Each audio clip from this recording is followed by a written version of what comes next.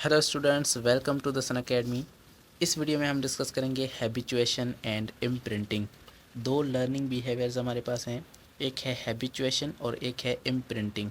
तो जैसा कि हमने पिछली वीडियो में डिस्कस किया था, लर्निंग बिहेवियर क्या होता है। एक ऐसा बिहेवियर जो कि इंसान के पास बर्थ से मौजूद नहीं होता, बल्कि जब इंसान पैदा होता है या कोई भी ऑर्गेनिज्म जब पैदा होता है तो उसके बाद उसके अंदर वो बिहेवियर आता है। और वो बिहेवियर भी खुद ब खुद नहीं आता, वो इंसान को सीखना पड़ता है, इंसान को लर्न करना पड़ता है, साथ में उसकी प्रैक्टिस और एनवायरमेंटल स्टिमुलाई जो है उसकी वजह से वो हम सीखते हैं। अब सबसे पहले हैबिचुएशन को डिस्कस करते हैं। हैबिचुएशन क्या होता है? हैबिचुएशन वर्ड जो है ये हमारे पास हैबिट को शो कर रहा है। और हैबिट एक्चुअली किसी भी ऑर्गेनिज्म की अगर हैबिट बन जाती है किसी चीज़ को लेकर, तो वो उस स्टिमुलस को उसी तरह से बार बार रिस्पॉन्स करता है। तो habituation is the simplest form of learning.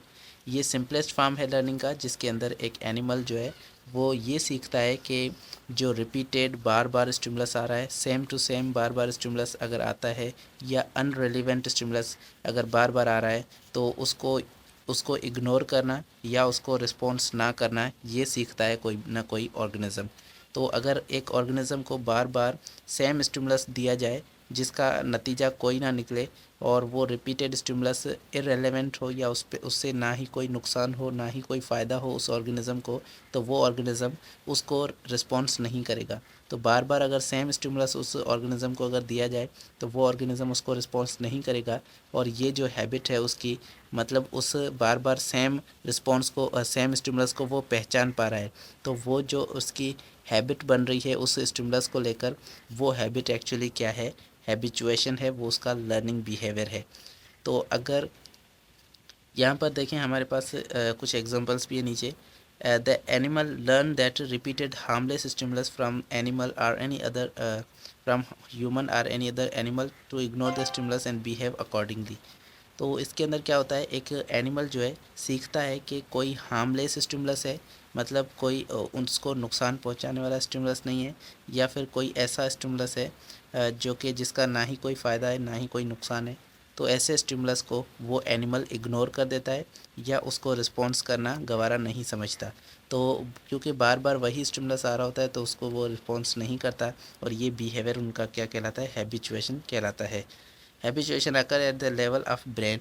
ये जो हैबिचुएशन है ये ब्रेन के लेवल पे होता है, मतलब जो हम स्टिमुलस बार बार दे रहे हैं वो स्टिमुलस वो उसके ब्रेन के अंदर वो मेमोरी के तौर पे वो स्टिमुलस जो है स्टोर हो रहा है। मतलब अगर दोबारा वो स्टिमुलस आएगा तो वो उस स्टिमुलस को पहचानने के काबिल होगा वो ऑर्गेनिज़म। तो उस ऑर्गेनिज़म के ब्रेन के अंदर वो स्टिमुलस जो है वो स्टोर हो रहा है। एंड में इन्वॉल्व मोर कॉम्प्लेक्स स्टिमुलाई, इसके अंदर ज़्यादा कॉम्प्लेक्स स्टिमुलाई भी हो सकता है। Stimulus is still perceived. ये स्टिमुलस जो है ये अभी भी रिसीव किया जाता है, उसको इंटीग्रेट तो ब्रेन के अंदर हो रहा होता है उसके, लेकिन animal has simply decided not longer to pay attention. अब एनिमल ने जो है सिंपल डिसाइड कर लिया है कि अब उस स्टिमुलस को जो है वो रिस्पॉन्स नहीं करना है, उस स्टिमुलस पे अब ध्यान नहीं देना है, क्योंकि वो स्टिमुलस ना ही कोई फ़ायदेमंद है ना ही हार्मलेस है, ना ही नुकसानकार है ना ही हार्मफुल है, और ना ही वो फ़ायदेमंद है। तो उससे ना ही फ़ायदा मिल रहा है और ना ही नुकसान हो रहा है, तो ऐसे स्टिमुलस पे वो अपना ध्यान नहीं देते हैं, और ये उनका बिहेवियर जो है ये हैबिचुएशन कहलाता है। इसका एक एग्जांपल यहाँ पर है। For example a wild squirrel. Squirrel जो है ये एक ऑर्गेनिज्म होता है जिसे आप गुलड़ी भी कहते हैं। गुलड़ी जो होती है वो एक चार पाँव पे चलने वाली एक चिपकली सी होती है। आपने आपने देखी भी होगी उसे। तो ये जो स्क्वायरल होती है ये एक्चुअली इनहेबिट करती है पार्क को, मतलब पार्क के अंदर ये रहती है। If a person want to take the picture of the squirrel it will move away from the people due to fear of danger. अगर कोई और आदमी जो है वो उसकी पिक्चर लेना चाहता है, उसकी फ़ोटो निकालना चाहता है, तो ये स्क्वायरल जो है उस आदमी से डर के भाग जाती है, क्योंकि उसको डर होता है कि वो ये जो है आदमी उसको कुछ नुकसान पहुंचा सकता है। तो उसके लिए वो स्क्वायरल जो है वो उससे उसे डर के भाग जाती है। After this happens many times, अगर ये बार बार जो है बहुत बार ये हो जाता है कि स्क्वायरल के सामने कोई आदमी आता है तो ये स्क्वायरल भाग जाती है, मतलब स्क्वायरल ने जो है अपना रिस्पॉन्स शो कर दिया। तो बार बार जब ये रिस्पॉन्स शो करती है और ये स्क्वायरल देखती है कि कोई नुकसान नहीं पहुंच रहा है उसको, और जब बार बार यही चीज़ उसके साथ हो रही होती है तो ये जो है उस स्टिमुलस को उसके बाद रिस्पॉन्स नहीं करती है। तो उसके बाद ये रियलाइज़ करती है कि squirrel will learn that it's not dangerous for him, और ये जो एक इंसान का आना उसके पास ये ज़्यादा डेंजरस नहीं है, इसीलिए वो स्क्वायरल जो है ये बात सीख जाती है, उसकी हैबिट के अंदर आ जाता है, हैबिचुएशन वो शो करती है। This process repeats over time and squirrel will be less afraid. उसके बाद आहिस्ता आहिस्ता जो स्क्वायरल होगी वो ज़्यादा उसको डर नहीं लगेगा और वो कम डरी हुई होगी इंसानों से, और उसके बाद इंसान जो है उसकी पिक्चर भी निकाल सकते हैं, क्योंकि बार बार वो उसी इन्वायरमेंट के अंदर होगी, वही स्टिमुलस बार बार उसको मिल रहा होगा, तो आगे चल के वो उसको रिस्पॉन्स नहीं करेगी। Eventually the squirrel will completely lose its fear. उसके बाद आखिरकार वो अपना जो है पूरा कंप्लीट फेयर लूज़ कर देती है। उसके बाद मतलब उसके कोई भी डर नहीं लगेगा किसी भी इंसान से, और फिर इंसान जो है उसके पास आसपास भी आ जा सकते हैं। तो मतलब स्टिमुलस जो आया है, एक इंसान जो आया है उसके सामने वो एक स्टिमुलस है। तो अगर एक बार उसको स्टिमुलस मिला तो वो उसने रिस्पॉन्स किया, वो भाग गई। दूसरी बार फिर से स्टिमुलस मिला तो दोबारा वही भाग गई, मतलब 2 बार उसने जो है ये रिस्पॉन्स शो किया। लेकिन जब तीसरी बार इंसान आया तो उसे थोड़ा सा कम डर लगा, और आहिस्ता आहिस्ता करते करते उस स्क्वायरल को और ज़्यादा उस एनिमल से या ऑर्गेनिज्म से वो ज़्यादा डर नहीं लगेगा, और उसके बाद जो इंसान है वो उसके आसपास भी आ जाए तो भी उसे डर नहीं लगेगा। तो मतलब उसने स्टिमुलस को रिस्पॉन्स करना अब छोड़ दिया है। तो ये जो प्रोसेस है ये हैबिचुएशन कहलाता है, और ये इनका हैबिचुएशन बिहेवियर है।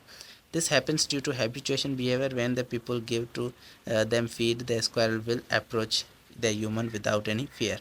उसके बाद जब गुलहरी जो है वो उनके पास आ जा रही होती है हर बार, तो उसके बाद स्क्वायरल को अगर कोई इंसान खाना भी दे तो वो आकर उसके पास आ जाती है, उसके इंसान के पास आ जाती है, मतलब उसको अब कोई डर नहीं रहता उसका।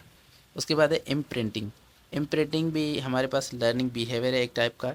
Imprinting is a type of learning in which a young has fixed attention on first moving object or an other animal then follow soon after the birth or hatching. तो इसके अंदर क्या होता है, एक ऑर्गेनिज्म, स्पेशली इसके अंदर ज़्यादातर ये बिहेवियर बर्ड्स के अंदर होता है।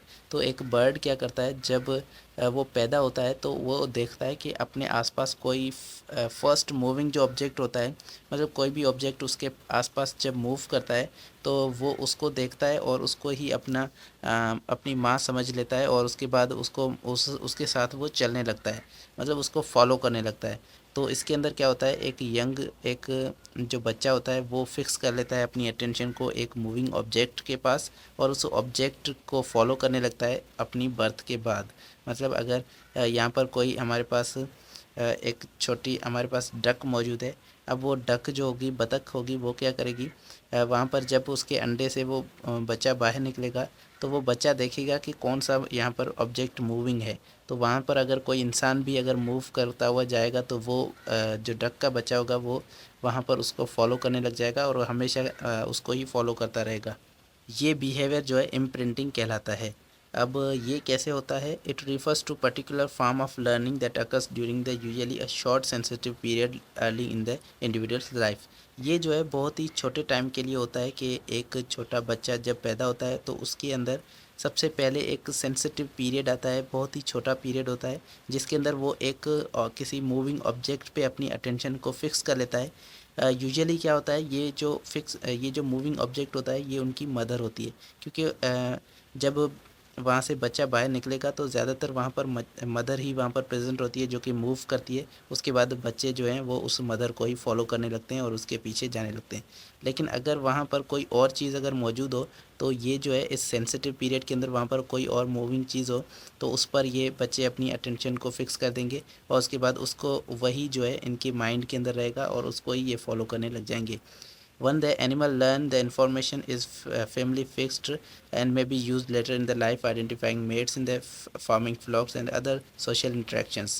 तो उसके बाद जो है इसके अंदर क्या होगा, एक बार अगर इनकी अटेंशन किसी ऑब्जेक्ट पे फिक्स हो गई, उसके बाद ये उसको पूरी लाइफ टाइम उसको उस चीज़ को याद रखते हैं। और ये इस सेंसिटिव या क्रिटिकल पीरियड के अंदर कोई भी मूविंग ऑब्जेक्ट इनके सामने आता है तो उसकी मेमोरी इनके अंदर याद हो जाती है। और उसके बाद उस इन्फॉर्मेशन इनके अंदर ये इन्फॉर्मेशन फ़िक्स हो जाती है और उसको डिफरेंट प्रोसेस के अंदर वो पूरी लाइफ के अंदर उस इन्फॉर्मेशन को यूज़ करते हैं। मतलब अगर किसी इंसान की इन्फॉर्मेशन भी उनके अंदर अगर सेव हो जाए तो वो हमेशा के लिए उस इंसान की ही इन्फॉर्मेशन को पूरी लाइफ यूज़ करेंगे और उनकी तरह ही वो बिहेव करेंगे। Imprinting was first observe in birds and chicks, ducklings and goslings followed by first moving object.